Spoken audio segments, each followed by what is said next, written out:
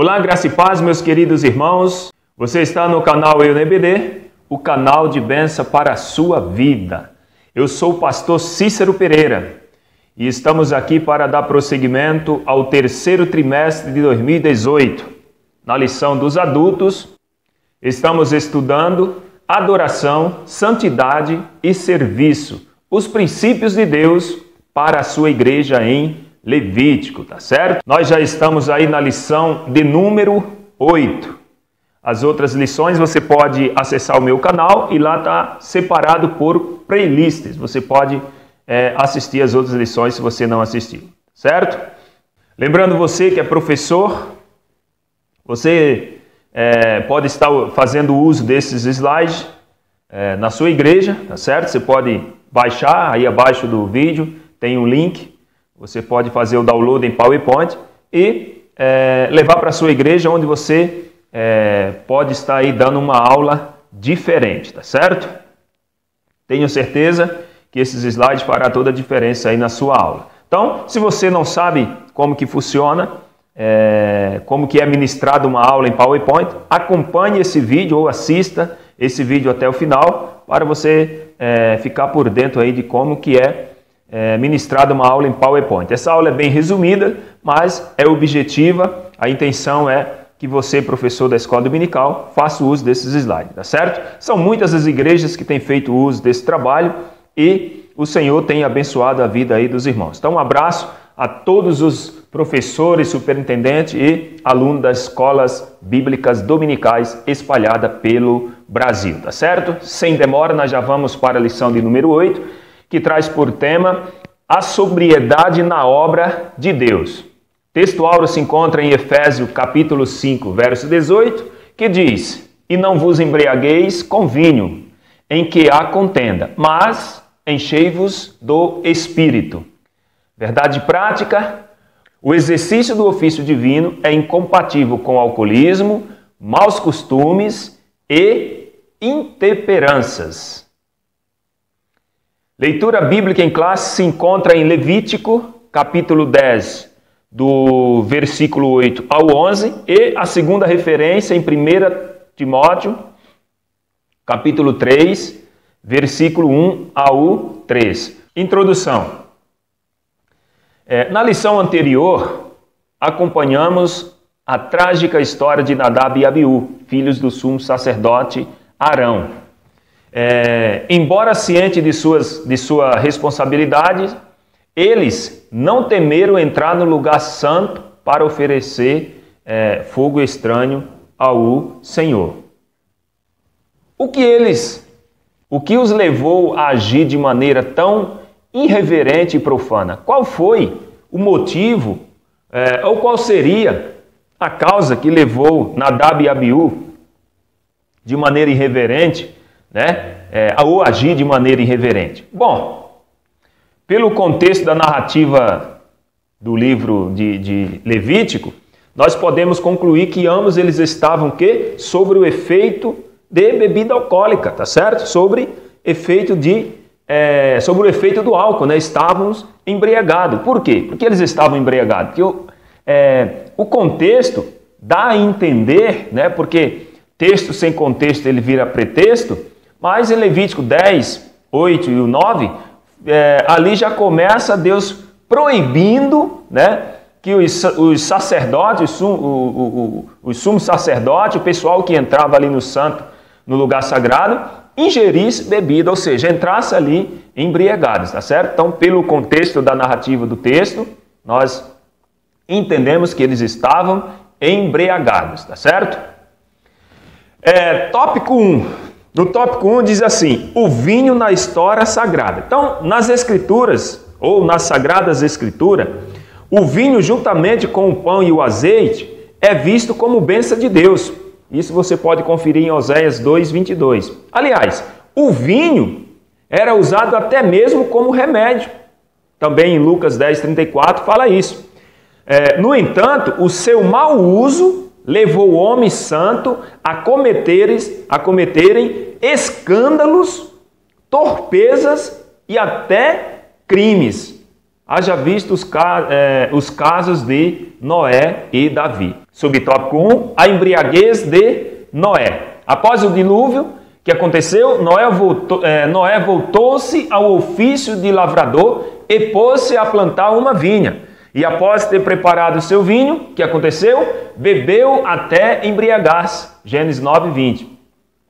A intemperança do patriarca trouxe-lhe sérios problemas familiares. Então, olha só, após o dilúvio, Noé voltou, ao seu ofício, ao seu trabalho, que era lavrador, e ele plantou uma vinha. Ali daquela vinha ele tirou o seu vinho, preparou o seu vinho, na verdade, e bebeu tanto que se embriagou. Então, o problema não está no vinho, o problema está quando a pessoa abusa do álcool, tá certo? Claro que já tem problema com álcool, é melhor se abster totalmente. Fica aqui um conselho meu: se abstenha totalmente do álcool, porque o álcool nunca trouxe benefício para ninguém. Mostre um benefício que o álcool trouxe para alguém. O álcool só traz prejuízo, só traz desgraça para a família. Quantos casamentos já foram desfeitos por causa da bebida, por causa do álcool, tá certo? É por isso que devemos precaver-nos quanto aos seus efeitos. Provérbios 21 e 23, 31. Então, a melhor coisa que se tem a fazer é precaver-se quanto ao efeito do álcool. Ali em Provérbio fala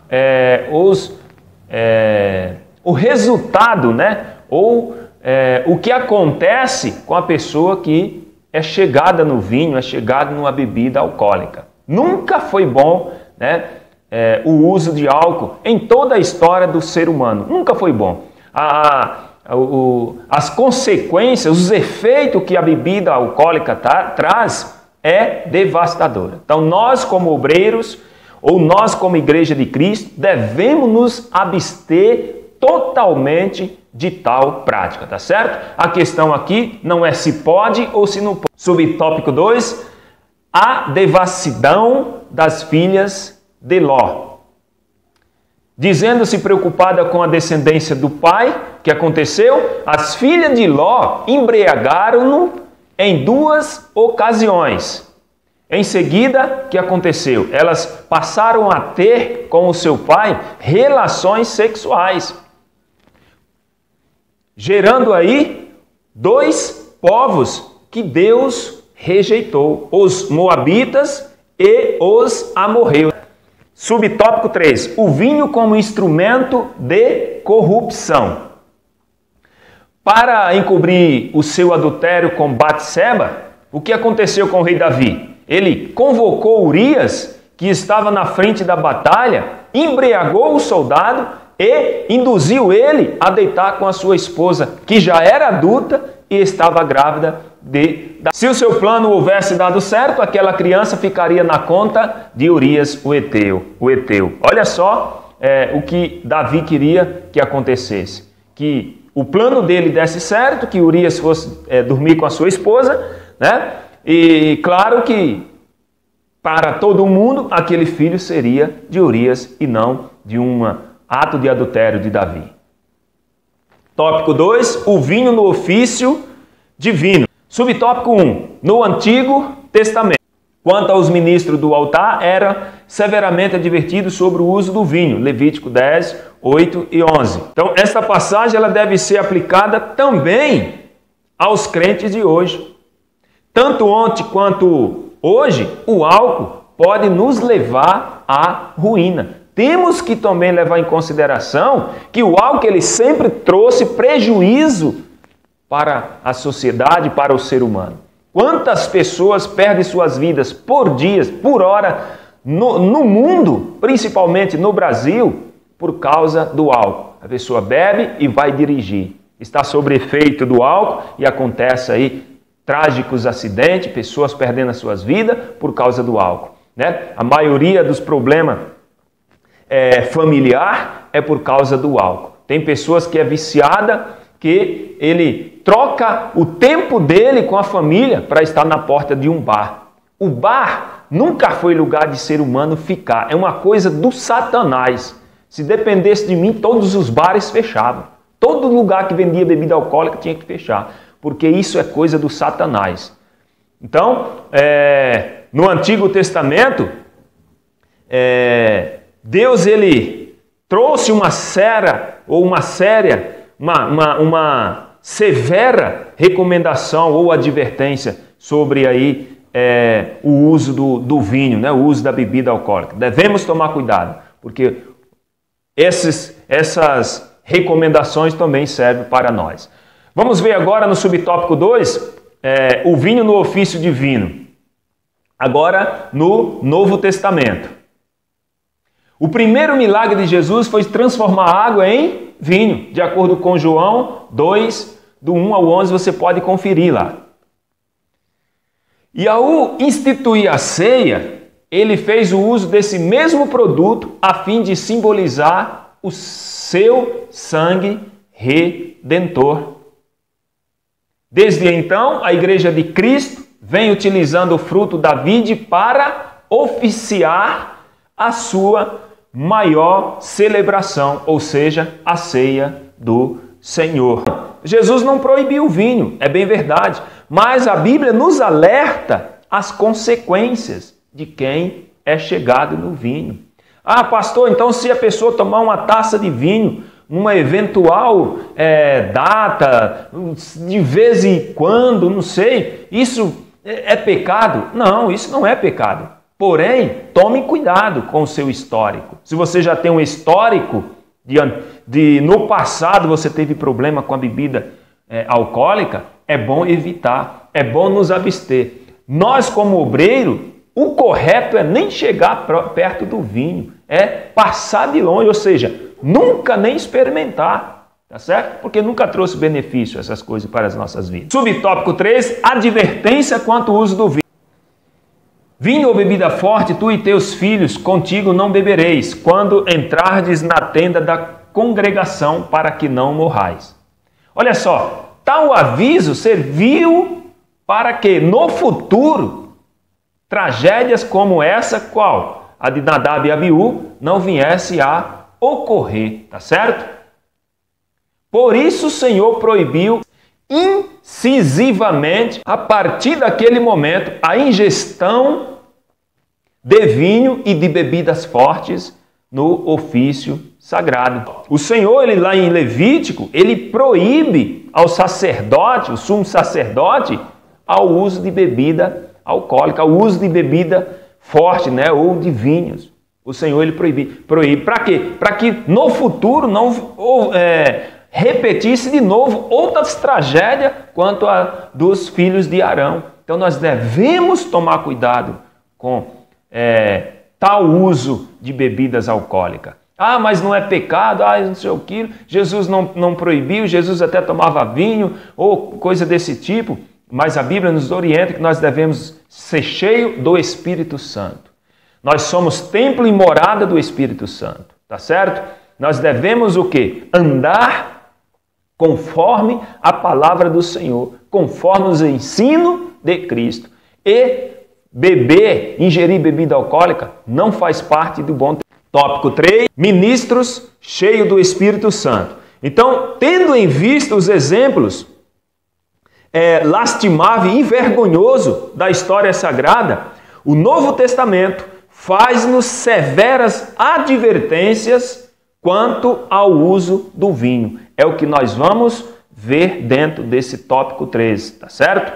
No subtópico 1 diz assim, recomendações aos ministros. Quais são as recomendações aos ministros? Bom, o candidato ao santo ministério na igreja primitiva não podia ser homem ou não poderia ser um homem escravizado pelo vinho. Depois lê lá 1 de Timóteo 3 e Tito 1,7 que você vai ver. Então, quem governa tende a abster-se das bebidas alcoólicas. Lembra lá do rei Lemuel, dos conselhos da mãe do rei Lemuel? Quem governa tem que estar sóbrio, tem que ter bons exemplos, tá certo? Eu não ficaria num lugar que o meu líder é chegado no vinho, não ficaria mesmo, tá certo? Não tinha ele como meu líder, jamais. Subtópico 2, recomendações à igreja. Então, no subtópico 1, recomendações aos ministros, ou seja, aos que têm cargo na igreja. Agora, a própria igreja. A recomendação aqui é para a igreja.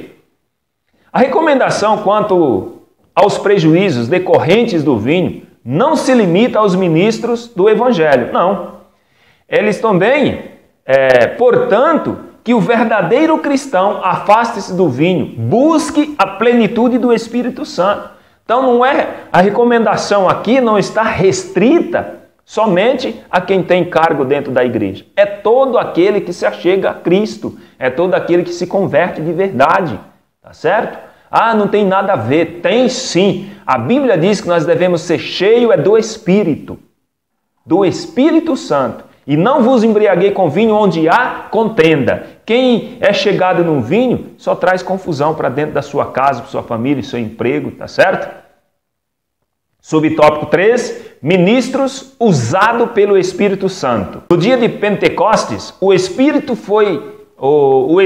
Santo foi generosamente derramado sobre os discípulos. De início, eles foram tidos como bêbados, ou seja, as pessoas que estavam ali, que presenciaram o derramamento do Espírito Santo, pensou que eles estavam bêbados, até que alguém lá, Pedrão, se levantou e disse, não, nós estamos cheios do Espírito Santo. Então, a recomendação aos ministros é ser cheio do Espírito Santo e não ser cheio do álcool, tá certo? Não ser cheio, eu estou falando aqui do álcool, mas não é só o álcool não, tá? O ministro, o crente, tem que estar livre de tudo, todo tipo de vício, cigarro. Tem gente que está há 10 anos na igreja e ainda não se converteu, e ainda não conseguiu ser liberto do cigarro. Qualquer tipo de vício, o cristão tem que se libertar. Na sequência de Atos, deparamos-nos com os apóstolos e os discípulos proclamando o evangelho sempre no poder do Espírito Santo. Bom, a Bíblia é a nossa regra de fé e conduta, certo? Então a igreja, ela tem que estar baseada na doutrina dos apóstolos. E a doutrina dos apóstolos é essa aqui. O que os apóstolos estavam cheios era do Espírito Santo. Então, prove-me ao contrário, que aí sim eu posso até voltar atrás do que estou dizendo. Mas a igreja de Cristo, não só a liderança, mas toda a igreja tem que estar alicerçada na doutrina dos apóstolos. E os apóstolos eram cheios do Espírito Santo e não de vinho, tá certo? Fica a dica aí. Se você quer que a tua vida mude, larga essa porcaria aí, quebra o copo e vamos para a presença de Deus, ser cheio do Espírito Santo. Bom, nós chegamos aqui na conclusão que diz assim, quanto ao uso do vinho, sigamos o exemplo dos recabitas. Voluntariamente abstinha-se de qualquer bebida forte para que a aliança de seus ancestrais permanecessem firme. Leia lá em Jeremias 35, do 6 ao 10, vocês vão saber quem eram esses recabitas. Por que nós não seguimos os exemplos bons das pessoas que tinham uma vida com Deus? Nós só seguimos os exemplos ruins das pessoas. Misericórdia. E por causa de sua fidelidade, ou seja, desse pessoal aqui, foram honrados pelo Senhor. Portanto, fujamos das bebidas alcoólicas e de outros vícios igualmente graves, a fim de que possamos ministrar ao Senhor com todo zelo e cuidado. Deus não mudou, é o mesmo, tá certo? Lembremos-nos de quem? Dos filhos de Arão, Nadab e Abiú. Bom, meus queridos, muito obrigado por você ter acompanhado até aqui. Que Deus abençoe a sua vida. Se você ainda não usa esse slide na sua igreja, recomendo você fazer o uso. Se você ainda não deixou o seu e-mail para que eu envie os slides para você, peço que deixe aí na descrição do vídeo, porque assim que os slides ficarem prontos, eu já mando para você. Eu tenho uma lista de e-mail com várias pessoas que me deixaram o e-mail, vários irmãos, e eu sempre estou enviando para eles antes, porque o vídeo eu estou tendo problema e estou sempre atrasando aí para mandar para vocês, tá certo? Mas se deixar o e-mail, eu envio bem antes aí os slides e para você estudando, fazendo as suas alterações, tá certo? Eu só tenho a agradecer a todos vocês, que Deus abençoe e até a próxima aula de número 9, se o Senhor assim nos permitir. Fiquem com Deus e até a próxima em nome do Senhor Jesus.